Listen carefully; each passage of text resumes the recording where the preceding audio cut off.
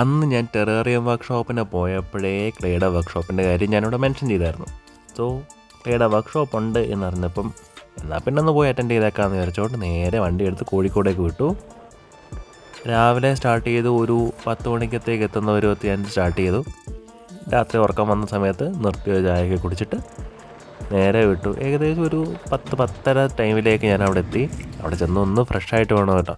Design ആശ്രമമായിരുന്നു ഞങ്ങളുടെ ഒരു location, workshop നടക്കുന്ന ലൊക്കേഷൻ. സോ അവിടേക്ക് ചെന്ന് അവിടെ ഒന്ന് ലഗേജ് എല്ലാം വെച്ച് ഒന്ന് ഫ്രഷനപ്പായിട്ട് വർക്ക്ഷോപ്പിന് വേണ്ടി വെയിറ്റ് ചെയ്തു. അത്യാവശ്യം നല്ലൊരു എന്താ പറയുക, പീസ്ഫുൾ ആൻഡ് കാമിങ് എക്സ്പീരിയൻസ് കിട്ടുന്നൊരു സ്റ്റേ ആണ്. കുറച്ച് എക്സ്പെൻസീവ് ആണെന്ന് തോന്നും, പക്ഷേ എങ്കിലും ആ എക്സ്പെൻസ് മാച്ച് ചെയ്തൊരു നീറ്റ് ആൻഡ് ക്ലീൻ എൻവയൺമെൻറ്റിൽ നമുക്ക് സ്റ്റേ ചെയ്യാം. അവിടെ കോൺഫറൻസ് ഹാള്, വർക്ക്ഷോപ്പ് നടത്താൻ പറ്റുന്ന പോലത്തെ ഒരു ഹാള്, ഇതുപോലെ ഫോട്ടോ ഡിസ്പ്ലേ ചെയ്യുന്ന പോലെ ഒരു സെറ്റപ്പ്, അങ്ങനത്തെ എല്ലാം അവിടെ അവൈലബിൾ ആണ്. ഇത് ബിജു ഇബ്രാഹിം എന്ന് പറഞ്ഞ ഒരാളുടെ ഫോട്ടോഗ്രാഫ്സാണ്. ആളുടെ ഇൻസ്റ്റാഗ്രാം ലിങ്ക് ഞാൻ താഴെ ബയോയിൽ കൊടുത്തേക്കാം. സോ അങ്ങനെ എല്ലാവരും വന്നതിന് ശേഷം എല്ലാവരും ഒന്ന് സെൽഫ് ഇൻട്രൊഡ്യൂസ് ചെയ്തു.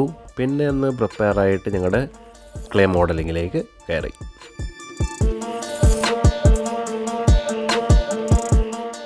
സോ മീറ്റ് അവർ ഗുരു ബാസിത്.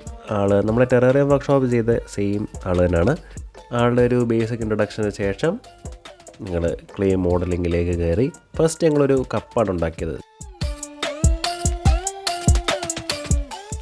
ഹാൻഡ് മോഡലിംഗ് ആണ്, നമ്മുടെ വീലല്ല, കൈ വെച്ചിട്ടുള്ള ഷേപ്പ് മോഡലിംഗ് ആണ് നമ്മളിവിടെ ചെയ്യുന്നത്.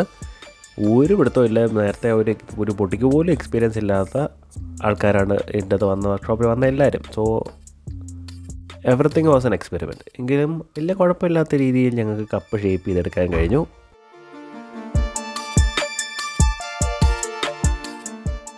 ഇതിലെ ഏറ്റവും രസകരമായ ചലഞ്ചെന്ന് പറഞ്ഞാൽ ഈ കപ്പിൻ്റെ സൈസിനനുസരിച്ചായിരിക്കണം നമ്മൾ പിടി ഷേപ്പ് ചെയ്യുന്നത്. ആദ്യം ഈ ക്ലേ എടുക്കുമ്പം ഏത് സൈസ് വേണമെന്ന് കണക്കൂട്ടി വേണമല്ലോ ഇതെടുക്കാൻ. എൻ്റെ ആ കണക്കൂട്ടിൽ നിരന്തരമായിട്ട് പാളിപ്പോകുന്നത് കാരണം എൻ്റെ ഈ പറഞ്ഞ ക്ലേയുടെ അളവെടുക്കലും ഇതിൻ്റെ ഷേപ്പ് ഉണ്ടാക്കലും തമ്മിൽ യാതൊരു തരത്തിലും മാച്ച് ആവുന്നില്ലായിരുന്നു. കപ്പ് ഒരു സൈസ്, പിടി വേറൊരു സൈസും ഒക്കെ ആയി. അതുകൊണ്ടൊരു 3 തവണയായിട്ടൊക്കെയാണ് ഞാൻ ഈ സാധനം സെറ്റ് ചെയ്തത്. മീൻസ് അറ്റ്ലീസ്റ്റ് ഒരു തരക്കേടില്ലാത്ത സൈസിലുള്ളൊരു കപ്പും പിടിയും മാച്ച് ചെയ്തൊന്ന് സെറ്റ് ചെയ്തെടുത്തത്.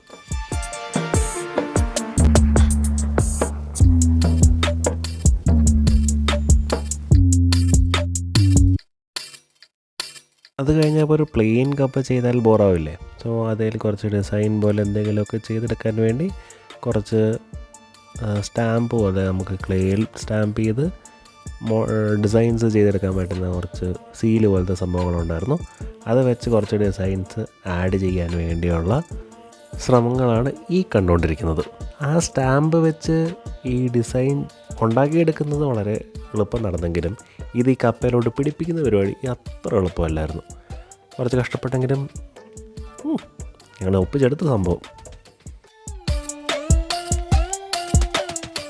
അങ്ങനെ ഞങ്ങളുടെ കുറേ നേരത്തെ പരിശ്രമത്തിൻ്റെ ഫലമായിട്ട് ഉദ്ദേശിച്ച ഷേപ്പിനോടടുത്ത് തന്നെ ഞാൻ കപ്പ് ഉദ്ദേശിച്ചിട്ട് ഏകദേശം കപ്പ് പോലിരിക്കുന്നൊരു സാധനം എനിക്ക് എന്തെങ്കിലും ഉണ്ടാക്കി കിട്ടി.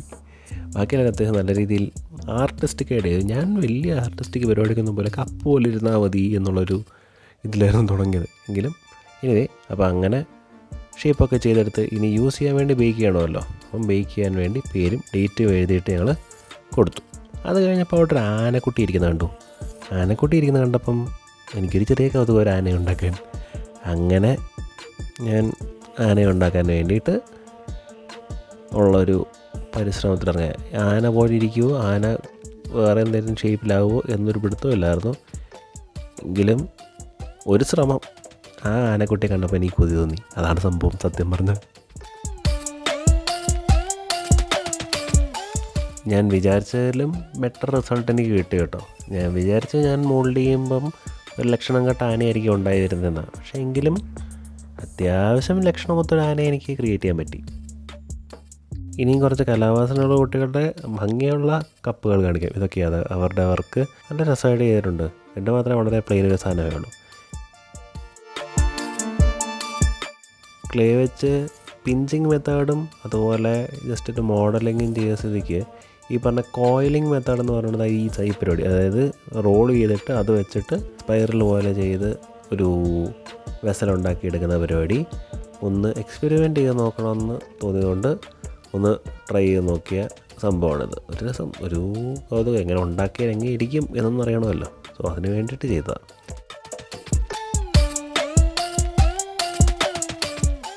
അങ്ങനെ എൻ്റെ കപ്പും, ഇത് പിഞ്ചിങ് മെത്തേഡാണിത്. ഇത് കോയിലിംഗ് മെത്തേഡിൽ കൂടെ ചെയ്തൊരു വെസ്റ്റർ പോലത്തെ സാധനം. പിന്നെ എൻ്റെ അരക്കുണ്ടിയും.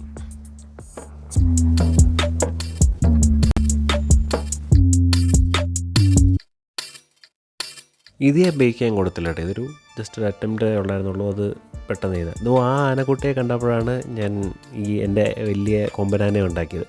ഇതുങ്ങൾ രണ്ടുപേരെ ഞാൻ ബേക്ക് ചെയ്യാൻ കൊടുത്തിട്ടുണ്ട്. അങ്ങനെ മണ്ണിൽ കളിച്ച ഒരു വർക്ക്ഷോപ്പിന് ശേഷം ഒന്ന് ഫ്രഷനപ്പായിട്ട് പോയി കിടന്നുറങ്ങി. നെക്സ്റ്റ് മോർണിംഗ് എഴുന്നേറ്റ്, ഞാൻ പറഞ്ഞില്ല, അവിടുത്തെ ഒരു മോർണിംഗ് വൈബ് എന്ന് പറഞ്ഞാൽ വളരെ ബ്ലെസ്ഫുള്ളാണ്.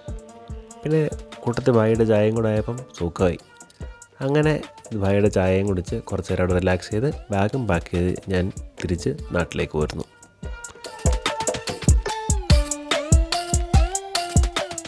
സോ അഗെയിൻ, ഞാൻ എക്സ്പേർട്ട് ഇൻ ക്ലേ മോഡലിംഗ് ആണോ എന്ന് ചോദിച്ചാൽ ഒരിക്കലുമില്ല. കുറച്ച് ക്ലേ തന്നിട്ട് ഇങ്ങനൊരു സാധനം ചെയ്യാമോ എന്ന് ചോദിച്ചാൽ പറ്റത്തില്ലെന്ന് തന്നെ ഞാൻ പറയും. വേണമെങ്കിൽ ആരൊക്കെ നോക്കാം, അത്രയും ധൈര്യമായിട്ടുണ്ട്. ആ ഒരു ധൈര്യം സംഭരിച്ച് ക്ലേ ഉപയോഗിച്ച് കൂടുതൽ മോഡലിംഗ് ചെയ്യണമെന്ന് ഉറപ്പിച്ച് ഇനി എൻ്റെ ടെറേറിയത്തിൽ ക്ലേ മോഡൽസിനെ ആഡ് ചെയ്യാന്നുള്ള സന്തോഷത്തിൽ ഞാൻ തിരിച്ചു പോരുന്നു. See you in the next video. By.